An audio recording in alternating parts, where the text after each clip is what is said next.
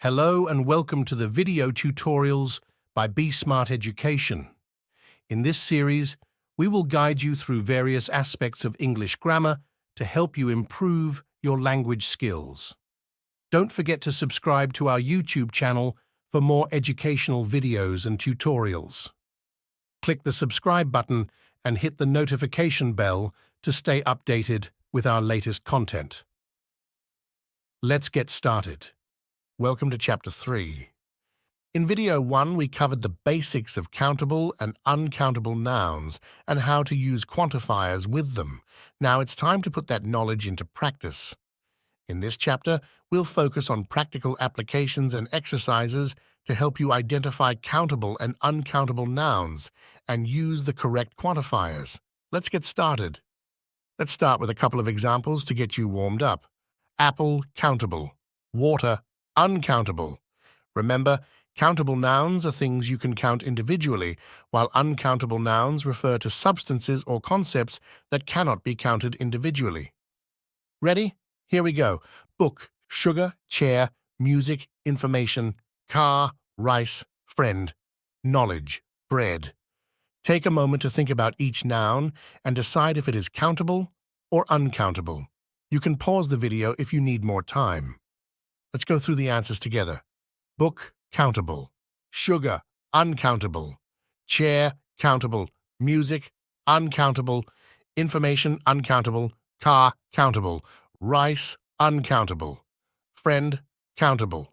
Knowledge, uncountable. Bread, uncountable. How did you do? Identifying whether a noun is countable or uncountable is crucial for using the correct quantifiers. Let's move on to the next exercise. Now that we can identify countable and uncountable nouns, let's practice using the correct quantifiers with them. Quantifiers help us express the quantity of nouns accurately. Remember, we use specific quantifiers with countable and uncountable nouns. For example, many and a few with countable nouns. Many apples, a few chairs. Much and a little with uncountable nouns. Much water, a little sugar. Some, any, a lot of, lots of, and plenty of with both. Some books, some rice. Using the right quantifiers makes your sentences more precise and clear. Let's practice. I'll give you some sentences with missing quantifiers, and your task is to fill in the blanks with the correct quantifiers. Ready? Here we go. There are underscore apples in the basket. She has underscore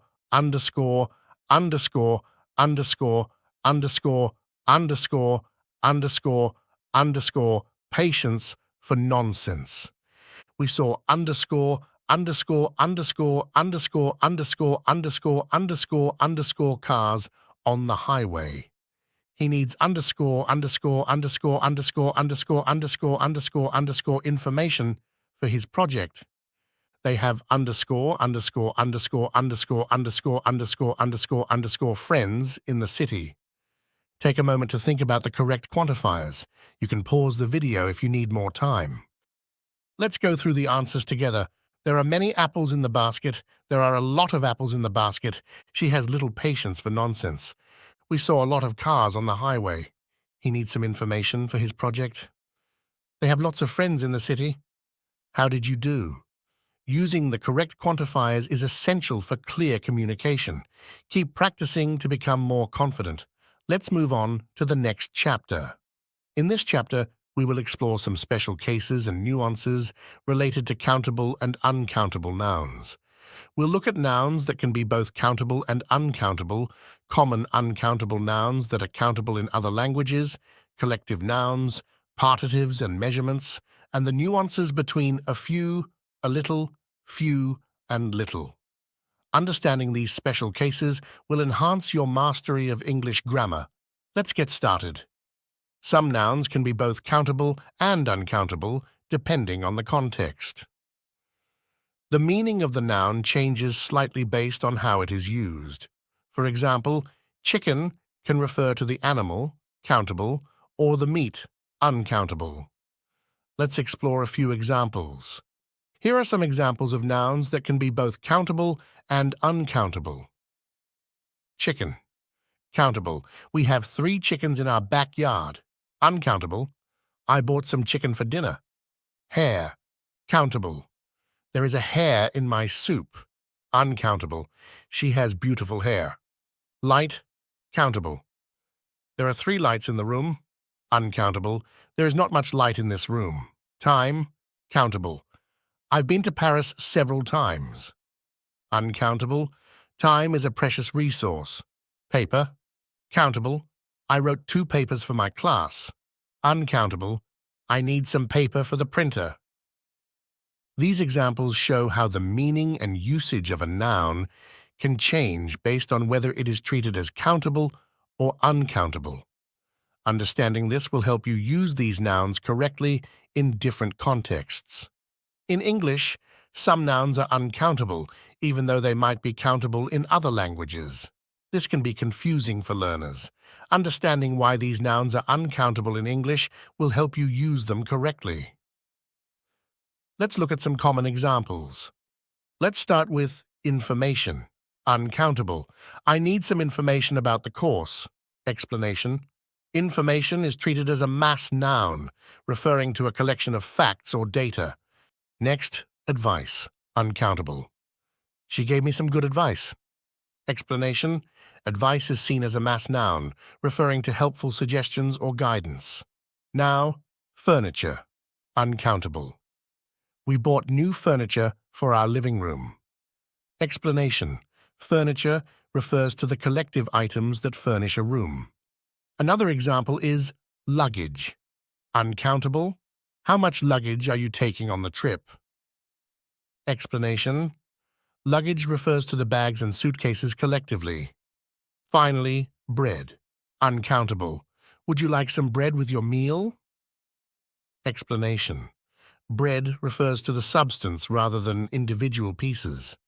Understanding that these nouns are uncountable in English, despite being countable in other languages, will help you use the correct grammar and quantifiers. Now, let's talk about collective nouns. Collective nouns refer to a group of individuals or things considered as a single unit. Even though they represent multiple items or people, they are often treated as singular nouns in English. Let's explore some common examples of collective nouns and how to use them. Here are some examples of collective nouns. Team. Sentence. The team is playing well this season. Explanation.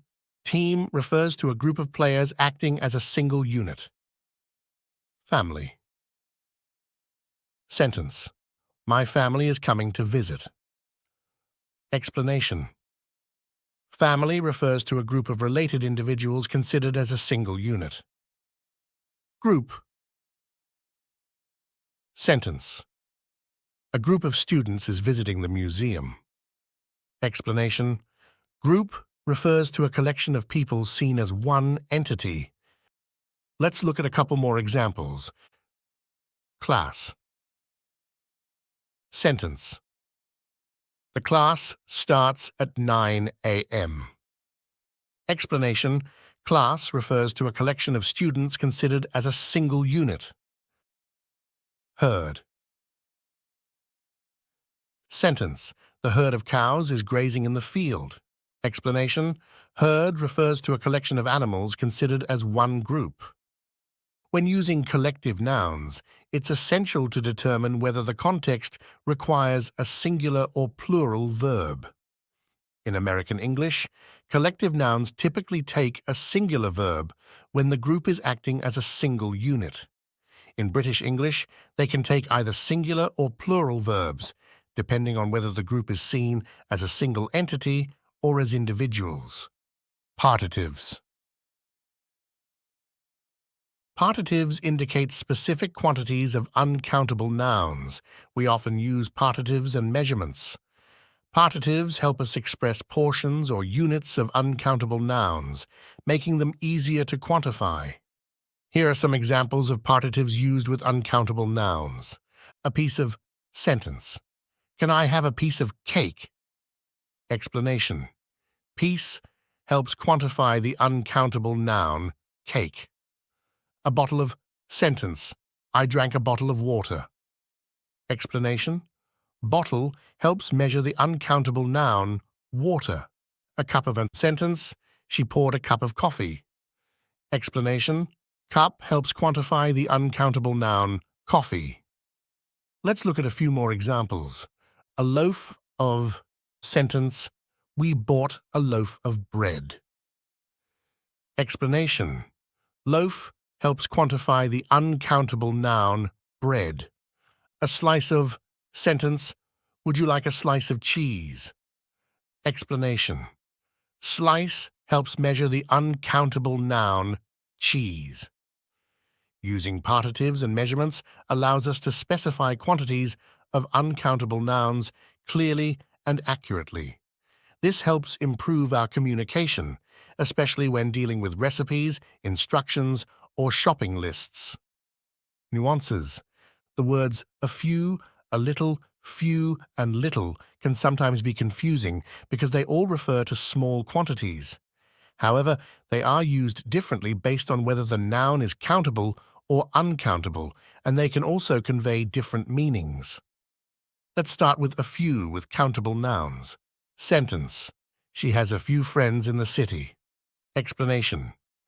A few means a small number, but it suggests that the amount is sufficient or positive. Next, few with countable nouns. Sentence. Few people attended the meeting. Explanation. Few means a small number, but it implies insufficiency or a negative connotation. Now, a little with uncountable nouns.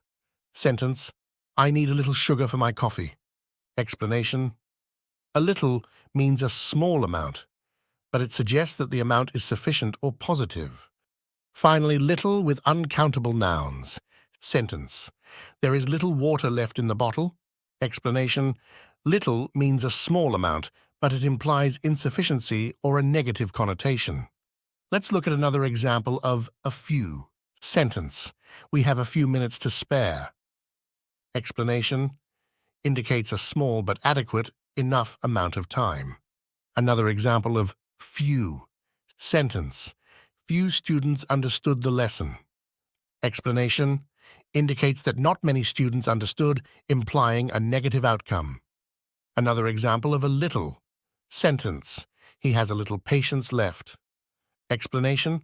Indicates a small but sufficient amount of patience remaining. Another example of little.